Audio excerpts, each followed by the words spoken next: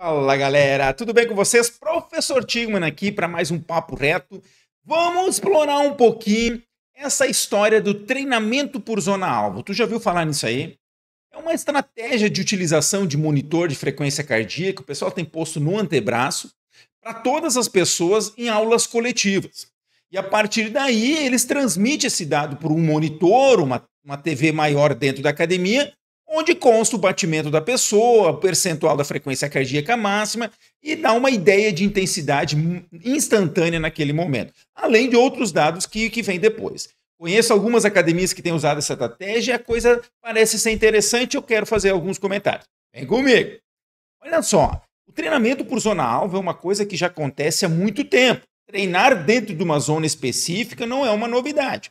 Mas a forma como tem sido colocado, usando essa tecnologia, parece alguma coisa interessante que eu quero comentar um pouquinho contigo, tá bom? Vem comigo aqui na minha tela, deixa eu te trazer a minha tela aqui. Esse aqui é um vídeo promocional da empresa Moves que traz este material. Deixa eu rapidinho passar o vídeo aqui para ti. Ó. Esses são os monitores, a galera coloca eles no antebraço ali, né? Tem um aplicativo que traz as informações, armazena ela, o que é interessante, né? E você tem um telão aqui disposto, onde vai ter o nome da pessoa, o percentual dela, e conforme a cor que está o telão, se eu não me engano, o amarelo é uma intensidade baixa, o verde é uma zona ideal, e o vermelho intensidades mais altas, né? E aí a galera vai para o treinamento coletivo e faz os exercícios que se propõe a fazer. Ali o telão novamente, tá? Com cada um. Então esta é uma ideia. Quando você entra no site, eu trouxe um monte de material aqui para vocês, fala sobre os benefícios do treinamento da zona-alvo. Treinamento personalizado. Verdade, interessante, isso é bem interessante, que você pode entender cada um dentro de uma zona. Redução de riscos de lesões. Gente, o risco de lesão, ele normalmente é um aspecto muito localizado, ele não é de uma intensidade genérica. Eu já vou falar um pouquinho sobre isso. Então, não sei se isso é bem verdadeiro. Monitoramento do progresso. Certamente, né? Você faz um treinamento e você vê que a intensidade baixou, quer dizer que um mesmo treinamento a pessoa evoluiu. Otimização de tempo. Bem, não sei, né? Você otimizar tempo, você otimiza de várias formas. Mas, enfim, melhora da resistência e capacidade aeróbica. Bem, qualquer treino faz isso, treino que tem um mínimo de controle da intensidade, tá ok. E aí, deixa eu te mostrar mais uma coisa, que aqui tá, esse é o vídeo. O pessoal coloca aqui metodologia validada nos Estados Unidos pela Universidade de Wisconsin, né? E traz um artigo lá embaixo, ele traz o artigo, tá? Leia o estudo, e eu vou trazer ele para vocês que eu fiz essa leitura. Mas antes disso, nós temos que entender algumas coisas, né? Vamos lá. Prós e contras dessa metodologia. Deixa eu vir aqui na minha tela contigo primeiro, tá bom? Prós e contras dessa metodologia. Certamente uma metodologia muito motivacional, né? Eu tenho a galera aí estudantes nossos que têm usado nas suas academias, têm relatado que é bastante motivador, que o pessoal gosta de ter o acesso à sua informação, a intensidade que está o treino, isso é bastante interessante, né? Mas ao mesmo tempo não esqueço, né? Se motivar, buscar intensidade, às vezes pode oferecer um risco de você extrapolar na intensidade. Bem, pode acontecer, mas é claro que o professor vai estar atento a isso. Eu acho que uma coisa muito importante é que ela permite você identificar valores extremos, né? A pessoa está fazendo um exercício, lá pela santa frequência cardíaca está lá em cima, 90%, 100%, sem que não se esperasse isso. Bem, isso é interessante, você pode ter um alerta instantâneo durante a aula. Isso é bastante interessante. O pessoal se propõe a falar em queima de gordura. Bem, queima de gordura, queima de energia, gasto energético, se gasta em qualquer movimento acima do repouso. Então, usar ou não usar, bem, claro que você pode determinar a intensidade que você quer treinar. E aí, gente, é que entra a treta maior, que é o tal do controle da intensidade. Você sabe, né, que a galera da educação física sabe, a galera que gosta do esporte, sabe que a intensidade é uma das variáveis fundamentais para que você tenha um treinamento eficiente e com menor risco, né? Intensidades muito baixas não promovem ganhos, intensidades muito altas entram numa zona de risco, e as intensidades moderadas pesadas, que são as preferíveis normalmente, você tem um treino com uma adaptação que realmente acontece no teu organismo e fica legal. Agora tem um detalhe, né? Quando se fala em intensidade, a gente tem que pensar qual é o tipo de exercício que eu estou falando. Exercício aeróbico, sistêmico, cardiovascular, que é um tipo de exercício.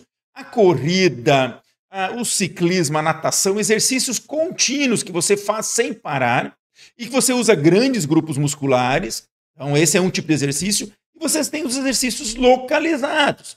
E você usa um grupo muscular mais específico, por exemplo, um agachamento, por exemplo, um supino, por exemplo, né? Exercícios e de curta duração. Eles normalmente são mais intensos, que você faz lá 30 segundos, 1 minuto, 2 minutos. Então são exercícios de curta duração. Normalmente exercícios chamados anaeróbicos, né? Um deles promove melhoras aeróbicas gerais, que é o exercício sistêmico, e você tem o outro que promove adaptações localizadas, adaptações musculares, como a força, flexibilidade e mobilidade.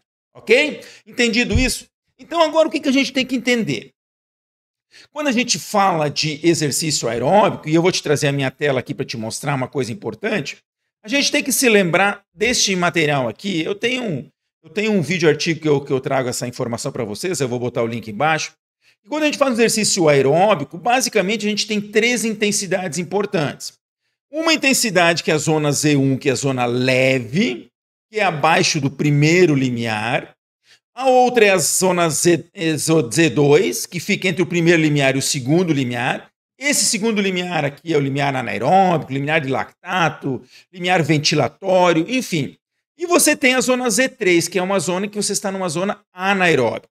Quando você tenta treinar, normalmente você treina em zonas aerobicamente abaixo do limiar 2. Né? Então, obviamente que alguns estudos trazem isso aqui dividido em 5, em 7 zonas. Então depende, mas basicamente o que é importante entender, que você tem uma zona anaeróbica de alta intensidade, que você não consegue manter por muito tempo, você tem a zona aeróbica, né, que é onde você tem as adaptações mais consistentes, e a zona 1, que é a zona mais baixa, que também tem seus benefícios, não que não se possa treinar nessa zona, aliás, se fala muito sobre isso atualmente. Então olha só, quando se fala em aeróbico, isto é verdadeiro, isso acontece dessa forma. Contudo, e aí eu vou te trazer a minha tela aqui, ó. Quando a gente fala de exercício localizado, isso não é verdadeiro. Aliás, é importante que se entenda que, era isso aqui que eu queria mostrar para vocês, é importante que se entenda que quando se treina em determinada zona, usando principalmente a estimativa da frequência cardíaca, nós temos erros, né? Por que a gente tem erro? Porque tem pessoas, né, que pode estar a 80% da sua frequência cardíaca e estar dentro da zona 2, e você pode ter pessoas que estão a 80% da sua frequência cardíaca estando na zona 3. Percentual da frequência cardíaca, se ele é medido ou estimado, você tem possibilidade de uma pessoa estar numa ou noutra zona. Então, e esse estudo aqui, esse aqui é um artigo bem interessante que eu te recomendo, meu artigo 51 no meu canal, falando qual é o problema da prescrição por percentuais da frequência cardíaca máxima. Porque, olha só, esse gráfico mostra aqui, ó, que tem pessoas que estão dentro de uma zona, mas outras pessoas, por exemplo, 75% da frequência cardíaca. Você tem gente que está numa zona, zona 1, e você tem gente que está na zona 2. 90% da frequência cardíaca. Tu tem gente na zona 2, tem gente já na zona 3. Então, usar o percentual da frequência cardíaca não é uma estratégia interessante. Então, quando você vem e você coloca lá o monitor dentro de uma cor específica, você não tem garantia que essa pessoa realmente está nessa zona. Para isso, você precisaria ter uma medida direta da frequência cardíaca de limiar, e do primeiro e do segundo limiar. Aí sim, você teria a possibilidade de ter exatamente se você está numa zona leve, moderada ou pesada. Mas tudo bem, vamos considerar que isso aqui são estimativas. Vamos considerar que são estimativas e está ok. Mas aí o próprio artigo, como eu mostrei para vocês o vídeo, ele traz lá um artigo, e esse artigo está aqui disponível, interessante que o pessoal colocou, e fala sobre a acurácia da frequência cardíaca. E eu baixei esse artigo, e o que a gente identifica nesse artigo? Na verdade, esse artigo ele tentou verificar se treinar com a frequência cardíaca estimada, aquela usada por fórmulas, a mais conhecida, aquela 220 menos a idade, ou treinar com ela medida diretamente, se tem diferença.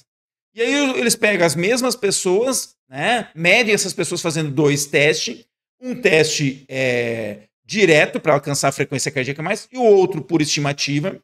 E eles apresentam os seus resultados. E nos seus resultados, eu quero trazer aqui para ti, eles vão te mostrar. Espera aí só um pouquinho, deixa eu achar. Aqui. Eles vão te mostrar que a frequência cardíaca estimada e a frequência cardíaca medida, ela usou o mesmo percentual. Oh, que legal, que bacana, o mesmo percentual. Só que ele, inclusive, diz que não há diferença significativa entre os percentuais, entre o estimado e o avaliado. Só que, gente, quando eles fazem um teste de correlação, essa correlação é moderada, é uma correlação de 0,45. Isso mostra que, mesmo não tendo diferença entre as duas, isto é uma média. Quando você pega um par de comparação de um sujeito com o outro, e quando você faz isso, olha só, em forma de correlação, observe que a correlação ela é moderada. Vocês têm sujeitos que têm uma frequência cardíaca estimada em um ponto, e quando você vai para a avaliada, ela está num outro ponto. Então, isso é um problema, isso é um erro metodológico que nos leva a dizer que a intensidade realmente não é essa. Tá bom? Então, onde eu quero chegar com isso? Tá? A pergunta é o seguinte: até que ponto eu posso usar para esse tipo de atividade, né? Até que ponto eu posso usar para esse tipo de atividade uma estimativa de intensidade?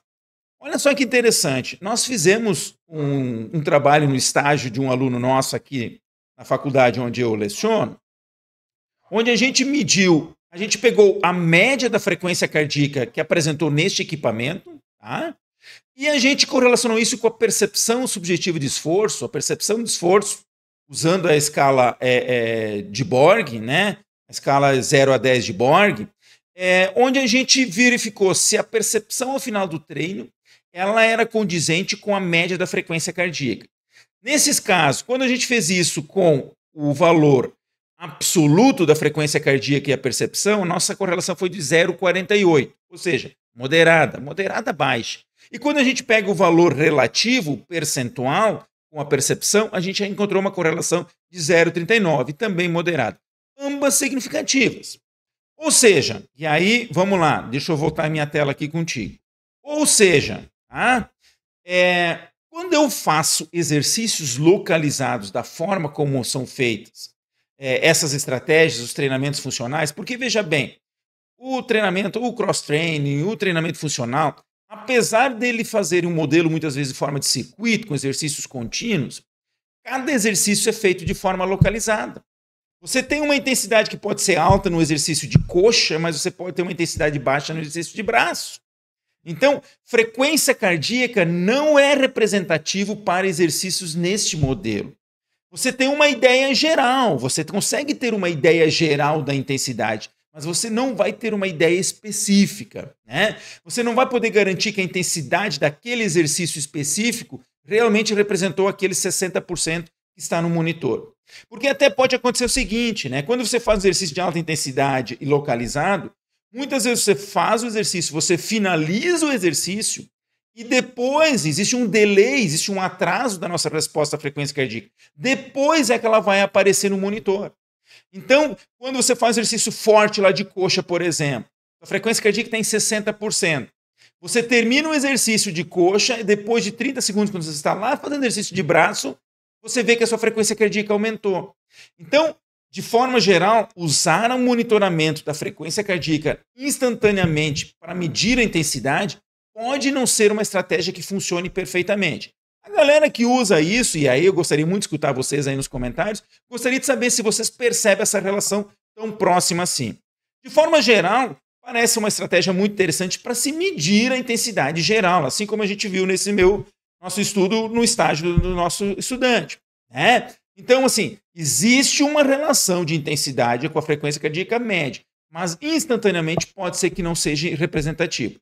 Claro que, né, como eu falei, existem outros benefícios. É uma estratégia que pode ser interessante, motivadora, traz valores de pico, nos dá uma ideia, mas medir a intensidade instantaneamente daquele exercício, em exercícios localizados, não é uma estratégia que parece ser válida.